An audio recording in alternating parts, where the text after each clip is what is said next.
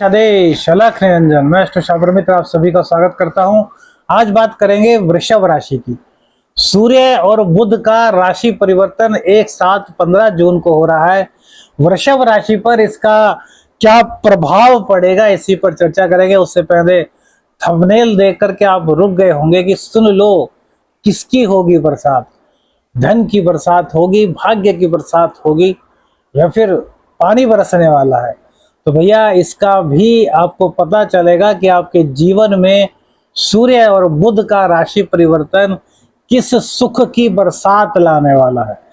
देखिए, आपकी कुंडली में वृषभ राशि में वृषभ लगन में जो सूर्य देव होते हैं वो चतुर्थ के मालिक होते हैं।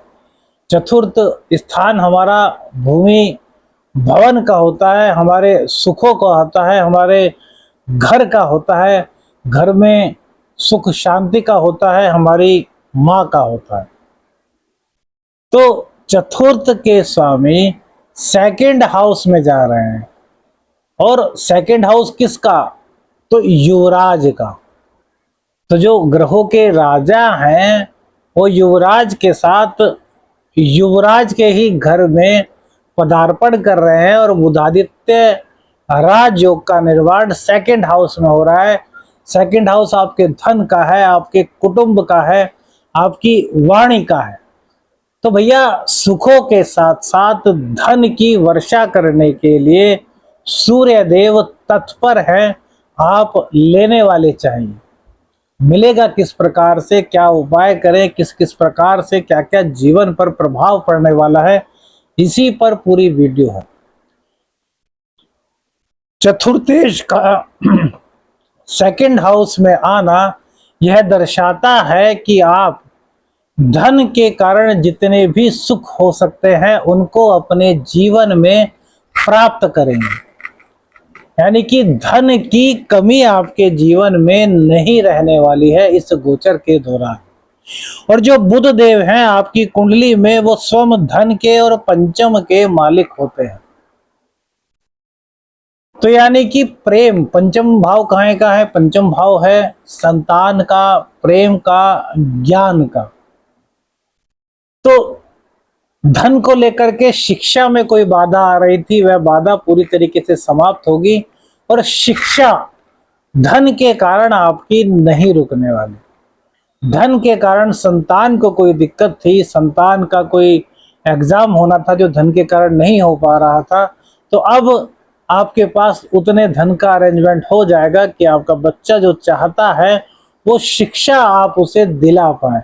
अर्थात धन के कारण शिक्षा में किसी तरह की कोई भी दिक्कत नहीं आने वाली, ज्ञान प्राप्ति में किसी तरह की कोई भी दिक्कत गोचर काल के दौरान नहीं आने वाली है। सूर्य और बुध आपको भर भर करके सुख, ज्ञान और धन देने के लिए तत्पर हो चुके हैं।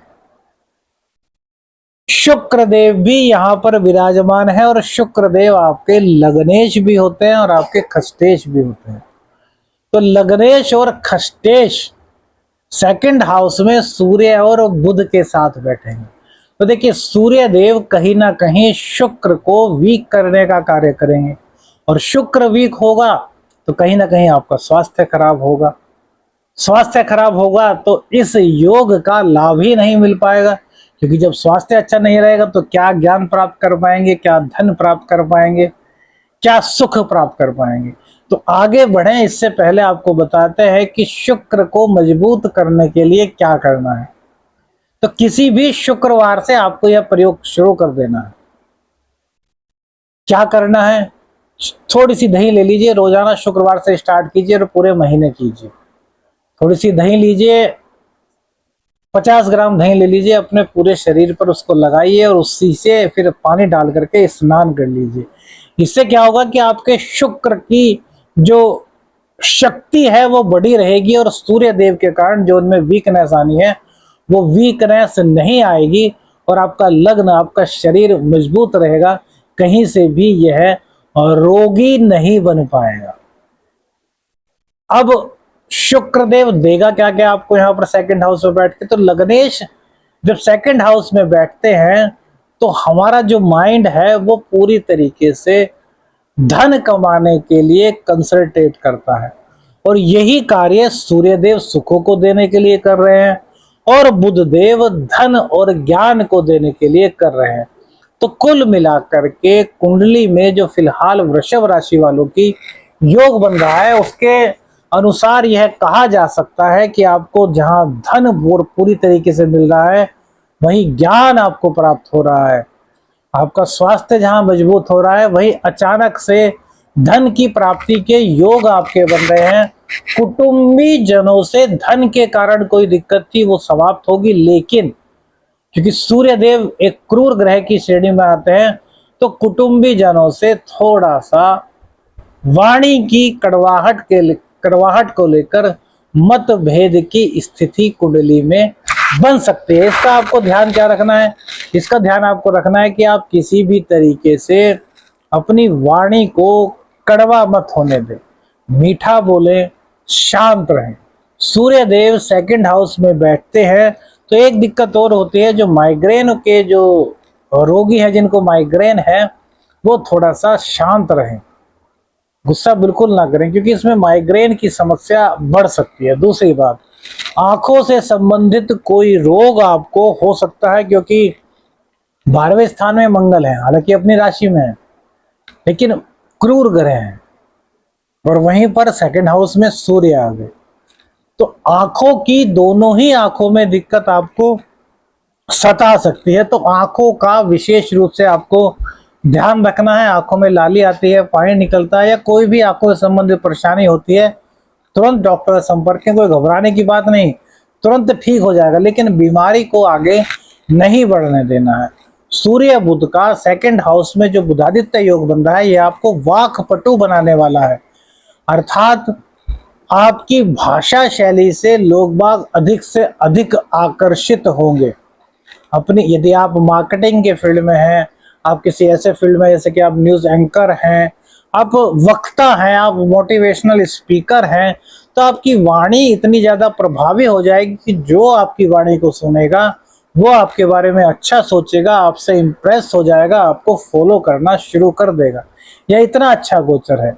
अब यहाँ पर कुछ लोगों की कुंडली में हो सकता है सूर्यदेव नीच के हों, सूर्य पीड़ित हों, राहु के साथ हों, तो यहाँ पर कुछ दिक्कतें बनेंगी। तो सूर्य देव की शुभता को पूर्ण रूप से प्राप्त करने के लिए क्या करें? देखिए, सूर्य देव की कृपा प्राप्त करने के लिए सबसे अच्छा तरीका है प्रतिदिन गायत्री का जाप। एक माला रोजाना गायत्री का जाप करें, और यदि आप सामर्थ्यवान हैं तो देसी घी से गायत्री से 108 बार आहुति दिया करें। देसी घी की आहुति से, गायत्री के साथ जब देसी घी की आहुति सूर्य देव को दी जाती है, जिनकी कुंडली में सूर्य दुष्प्रभाव दे रहा है, जिनकी कुंडली में सूर्य नीच का है, उनके लिए विशेष तौर से, वह तो सभी करें तो भैया सोने पे सुहागा रहेगा। तो इससे क्या होता है कि सूर्य की कृपा आपको मिलती है, आपकी आत्मा मजबूत होती है।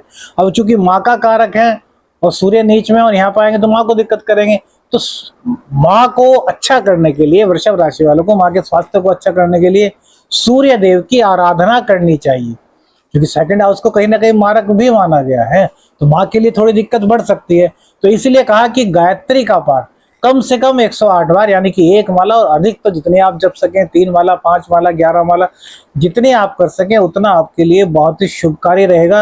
यह बहुत ही अच्छा रहेगा यदि आप गायत्री का पाठ करते हैं। कुल मिलाकर के धन, स्वास्थ्य, प्रेम सब कुछ देने वाला है। प्रेम संबंधों में भी आपके बहुत ज्यादा निखार आने वाला है। बस वाणी पर नियंत्रण बहुत ज्यादा जरूरी है, वाणी की कठोरता को आपको त्याग देना है। वीडियो अच्छी लगी तो लाइक और शेयर जरूर कीजिएगा। चैनल पर नए हो चैनल को सब्सक्राइब कीजिएगा। आदेश आदेश, चालक निरंजन, हर हर महादेव।